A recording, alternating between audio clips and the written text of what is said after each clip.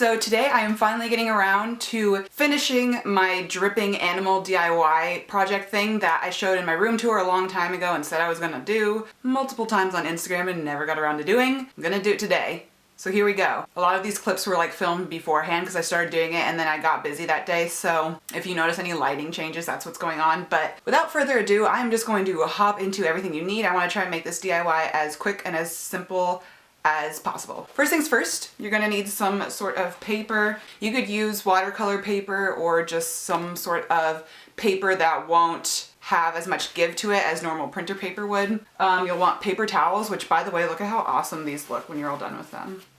You will want old towels or newspaper, something to protect your floor, or you could go outside and do this project. You will want watercolors or any sort of paint that you can dilute with water easily. I've done this project with acrylic paint before, and you just need to put like water in your paints so they're easier to drip. Otherwise acrylic paint will not drip. You'll want some brushes. These are watercolor paint brushes, some red Solo cups or a palette or just something you can put water in. You could even use a water bottle. And then finally you will want crayons or oil pastels or even colored pencils, just something to color your animal in, or you could just stick to pencil, black and white. I've done that before, as you have seen in my room tour. One of my owl ones, I just use pencil, but crayons and oil pastels are probably the best thing to use because when you color in your animal, the water is going to not bleed into your animal's face because these are wax and oil based. Obviously water does not mix with that,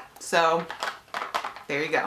Now, since I have pre-filmed this project, I'm just going to talk you through the steps. Get your paper, go online, search for a picture of the animal you want to draw. Look at multiple pictures to get inspiration, unless there's one specific animal that you really just love and you want to copy it exactly how it looks. Actually, my whoa, my orange dripping owl, the one with all the warm colors, that's inspired by an earring I have, or a set of earrings, I guess. Yep, just find your animal, draw it in pencil, and then afterwards you're gonna color it in with whatever you choose to color it in with, crayons, oil pastels. I used a mixture of the both because my oil pastel collection is like really crappy and I didn't even have orange, and I had decided to draw a fox, which was not smart of me. Go ahead and color that in, and then after that is when the fun stuff comes. You're gonna go ahead and get your watercolors ready. I'm sure most of you know how to use watercolors. Put some water on the colors you're gonna use, let it sit for a little bit, mix it in, and then the pigment will, you know, rise to the surface and you can use that color. So take your brushes and kind of just dribble it along the top of your paper,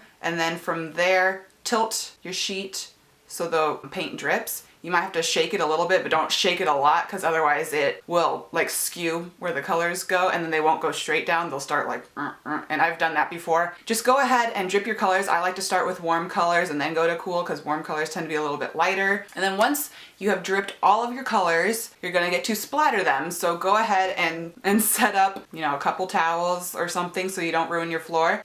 Although with watercolors, they kind of clean up pretty easily. Acrylic paint, not so much. So be sure to protect whatever surface you're working on. And then basically you're gonna get your colors all ready again and you're just gonna start splattering it. You can use a couple different techniques. You can just use the straight up splatter, which kind of makes the colors, you know, go in a line where you splatter it. Or you can do the one where you're holding the brush and you tap it, and that'll give you more of a speckly effect. I used a combination of both, so that's what my picture came out looking like. Yeah.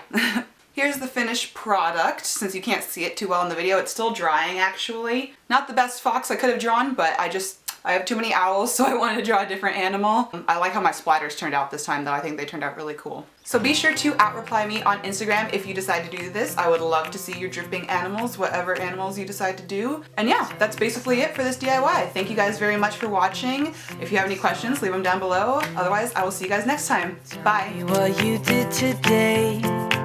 Have you thought of me? And with open... I used a combination of the both. That doesn't make sense. So be sure to @reply me on Instagram if you